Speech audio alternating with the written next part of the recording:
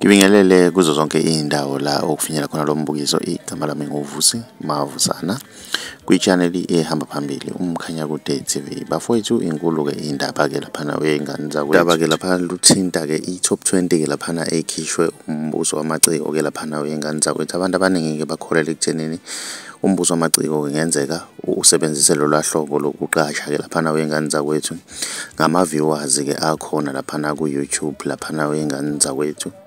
Njengoba siyazi ukuthi ziningi indlela ezisetshenziswayo ke zokuqasha kwabaculi, abanye basebenzisa ama-followers ke ku Facebook ke lapha wengane zakwethu. Lapha ke bafowethu ke kunconywa abaculi abasafika ke lapha ke abayihambela phambili ke lapha ngama viewers, njengomculi ofana noskweletu ke lapha wengane zakwethu obambe unumber 1 ke lapha ke kubaculi abanama viewers amaningi, njengoba ke agijima ku 3.4 million ke lapha wengane zakwethu. Okudida kakhulu ke lapha wengane zakwethu baculi ke abadumile ke lapha ababizwa ngeimbangi ke lapha, oyedwa wabo uyavela ke lapha wengane zakwethu, omunye akaveli ke lapha. Mina ngiyafisa ukuzuvo lwakho ukuthi wena ngabe kuthini okwakho ukuphawula mawubona ke igenge esafika emculweni ikhuphula kanjena izinga ke lapha wengane zakwethu. Ake sidibane lapha kwi-comment section ngizuvo lwakho ukuthi wena ngabe kuthini okwakho ukuphawula ngalolu daba. Mamusha ngiyacela wenza okulungile, cenza subscribe, cenza nebhell ukuze uzothola ama notification ninjalo masiposta i-video ethu channel. Siyabonga.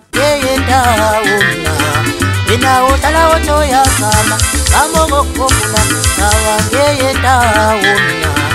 Inawo tala woto ya kama kamongo kokula nawa ngeye ndawo.